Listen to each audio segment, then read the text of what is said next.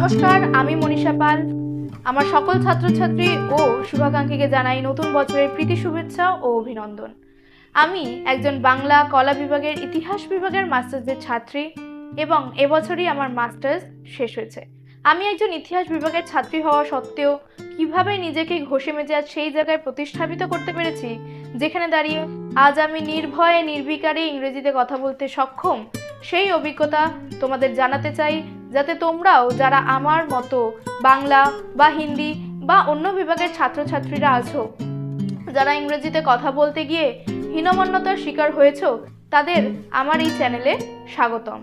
তাদের কাছে আমার একান্ত নিবেদন, তারা সমস্ত রকম বাধা বিপত্তি অতিক্রম করে কিভাবে ইংরেজিতে কথা বলা যায় সুষ্ঠুভাবে এবং নির্ভয়ে কথা বলা যায়, তার জন্যে আমার সাথে যোগাযোগ করো কমেন্টে।